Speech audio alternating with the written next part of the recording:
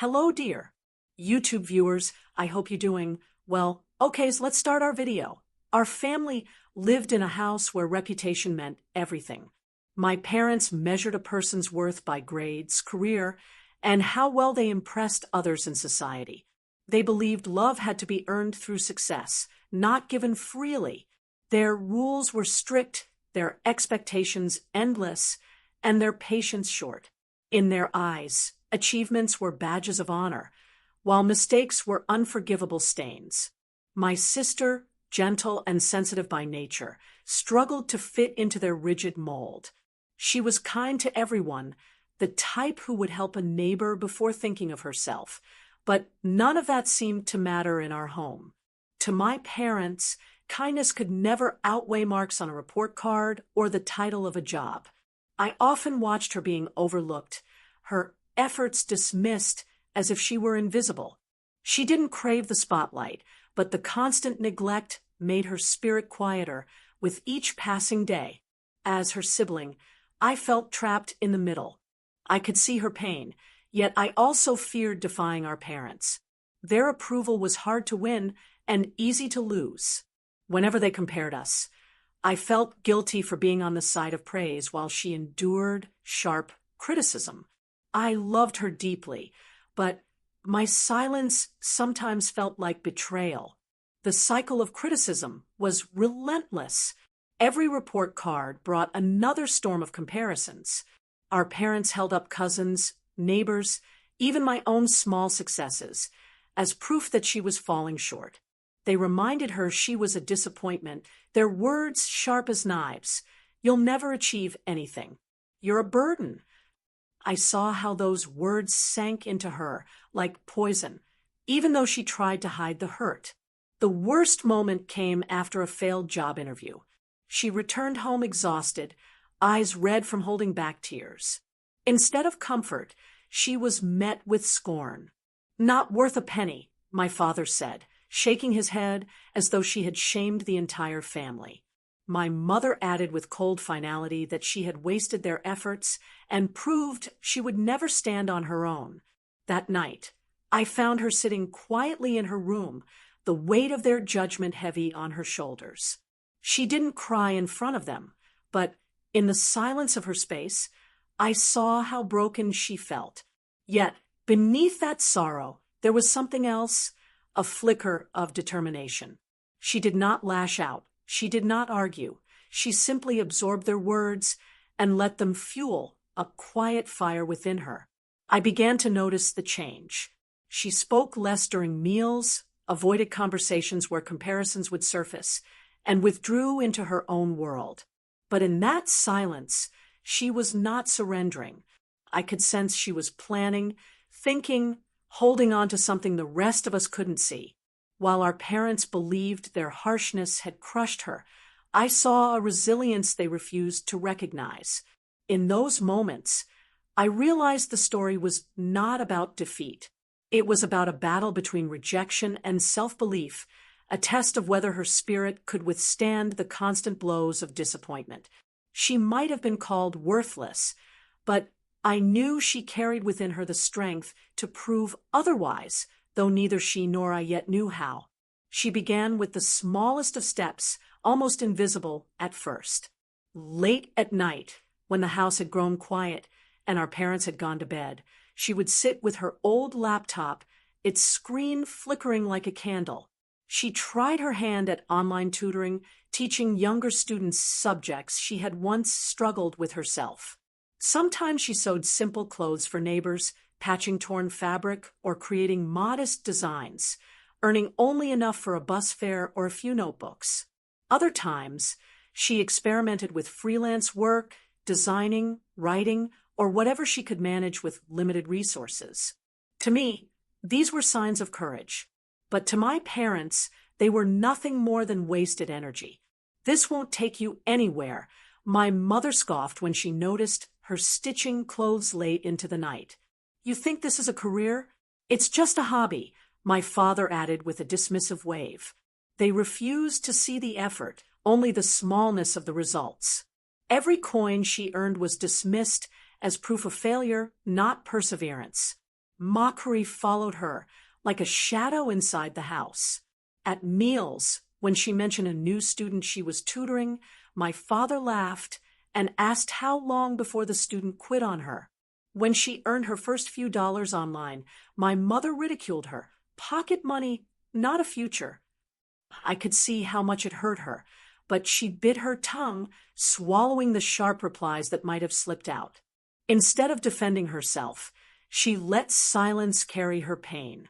The lack of support went beyond words. She had no money to invest in better tools or courses. Her laptop was old, her internet unreliable. Many nights, she borrowed my phone to send files when her computer froze. She stretched every small resource, proving to herself that persistence could grow even in barren soil. Then came the breaking point. It was at a family wedding, a large gathering filled with relatives who loved to measure each other's children like trophies on a shelf. As always, comparisons began to flow. One cousin had secured a government job, another had gone abroad for studies.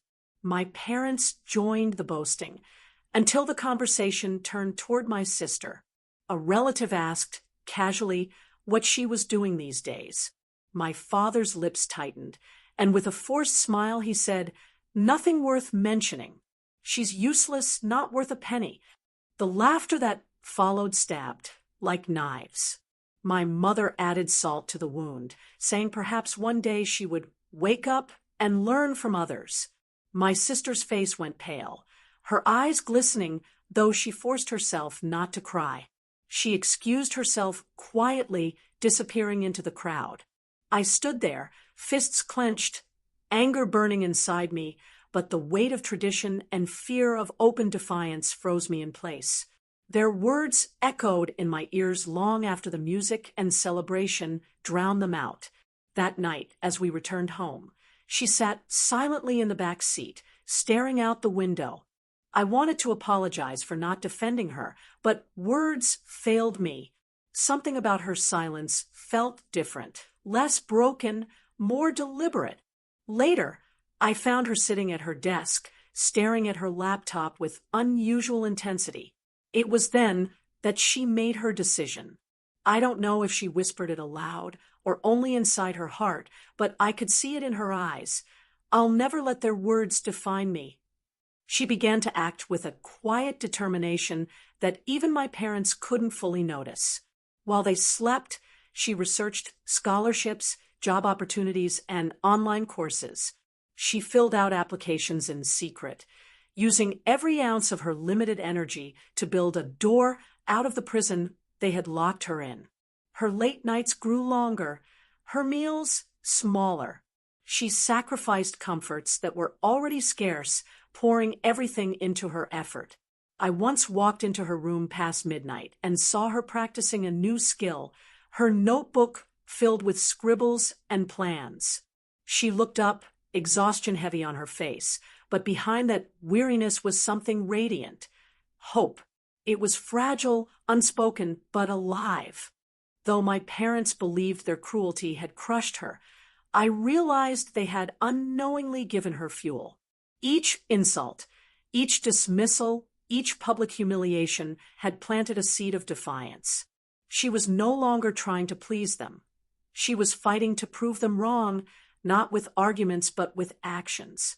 In that moment, I understood she had crossed an invisible line.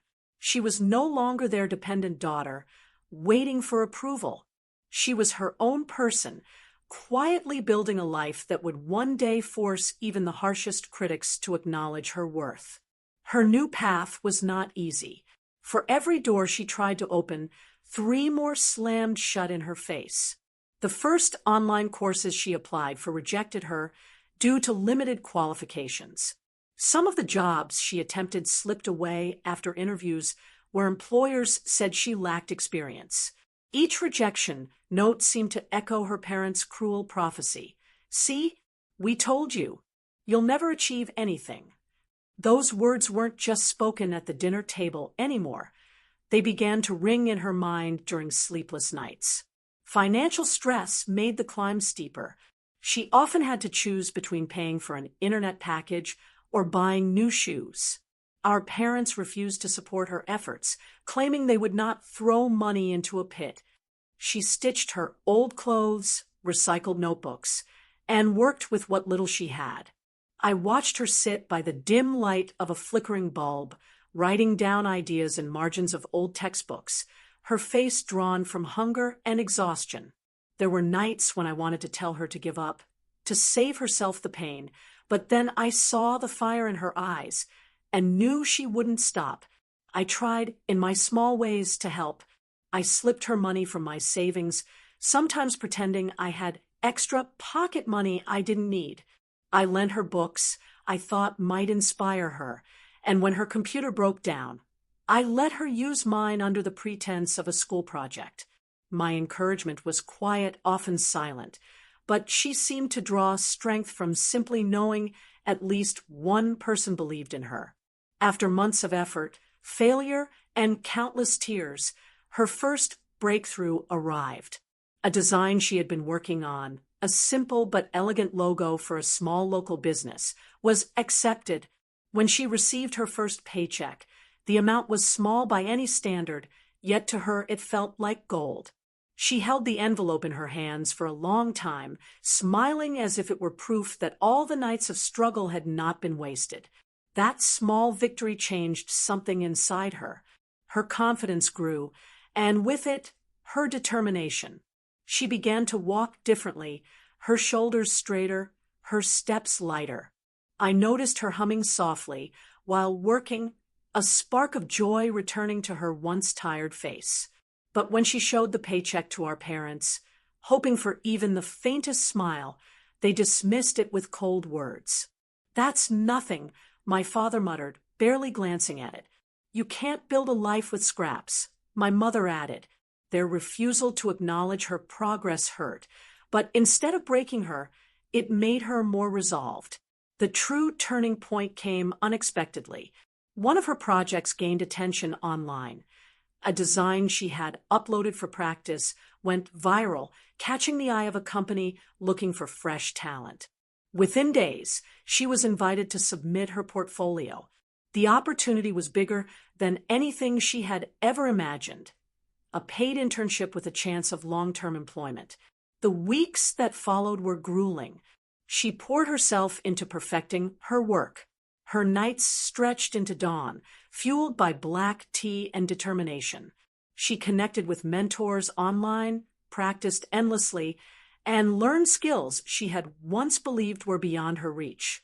There were tears, nights when frustration pushed her to the edge, but she never gave up. I often found her asleep on her desk, pen still in hand, notebook stained with smudges of ink and sweat. Watching her during that time changed me too. I realized that resilience was not about being fearless, it was about moving forward despite the fear.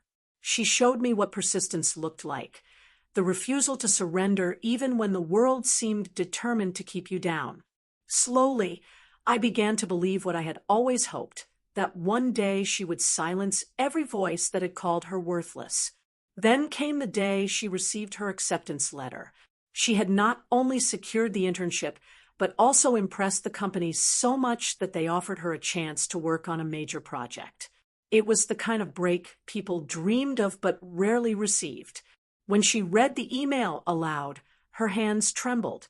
Tears welled in her eyes, but this time they weren't born of despair. They were tears of triumph. The growth that followed was astonishing. She threw herself into her work with unmatched dedication.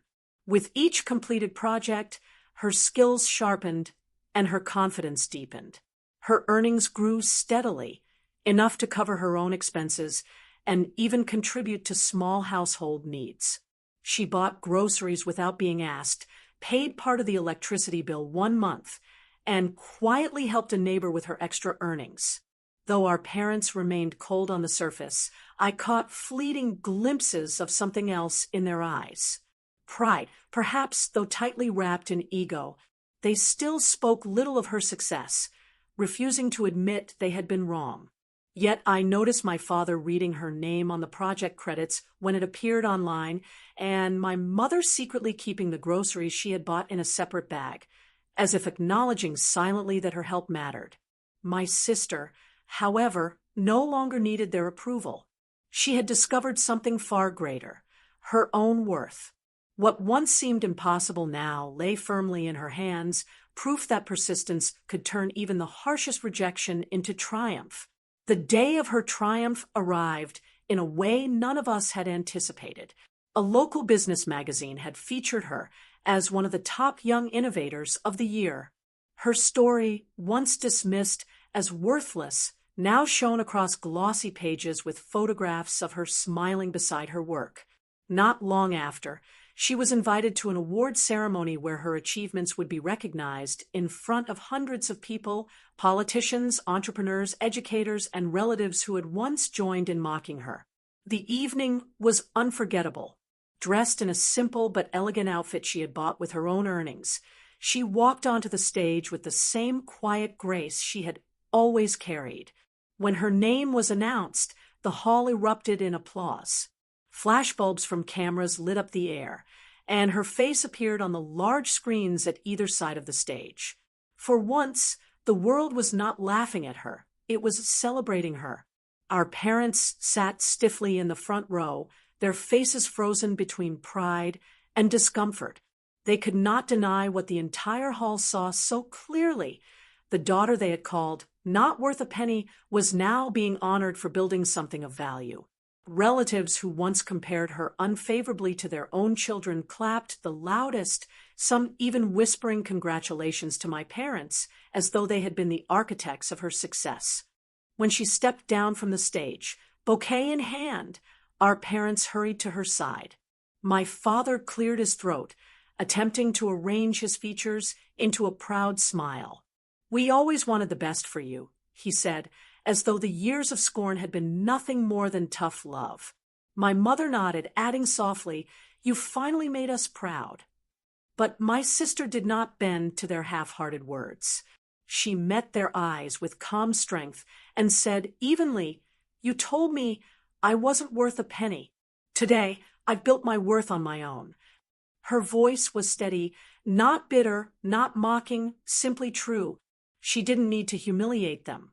Her presence, her achievement, spoke louder than any insult could. She stood tall, bouquet pressed to her chest, dignity radiating from her like light. The silence that followed was heavy. I saw guilt flicker across my father's eyes, and for once, my mother looked down, unable to meet her daughter's gaze. Around us, relatives exchanged glances, some with admiration, some with embarrassment for my parents. It was clear that the authority my parents had clung to for so long had been shaken, not by rebellion, but by undeniable proof. In the days that followed, the shift in our family was subtle but unmistakable. My parents began to speak of her success more openly, though always in tones that carried a trace of ownership, as if trying to rewrite the past. Relatives admired her courage more than the authority of our parents, often turning to her directly for advice or inspiration. Where once she had been invisible at family gatherings, now she was the center of quiet respect. For me, the pride was overwhelming. Watching her walk across that stage, hearing her voice those words, and seeing the undeniable change she had forced upon our family, I realized she had not just proven them wrong. She had redefined what it meant to be strong. She had shown that resilience was not about loud defiance, but about steady persistence, turning every insult into fuel for progress. As I reflected, I saw the arc of her journey clearly. The words meant to break her had, in fact, built her. They had ignited a fire that burned away doubt and left behind something unshakable: self-worth. She no longer needed anyone's approval, not even our parents. She had created a life that belonged wholly to her. The closing image of that chapter remains etched in my mind. One evening, after the ceremony, she walked out of the house with her bag over her shoulder, heading toward a future she had carved with her own hands. She moved with quiet confidence, her steps unhurried but full of certainty. Our parents watched from the doorway, their faces unreadable, caught between pride and regret. And I thought to myself, the girl they once called not worth a penny had become a woman whose worth could not be measured in any currency. She was independent, respected, and free. She had proven them wrong, not just with words, but with action, with grace, and with unwavering strength. Thanks for watching. For more videos, please subscribe. Our channel, Awesome Visual Story.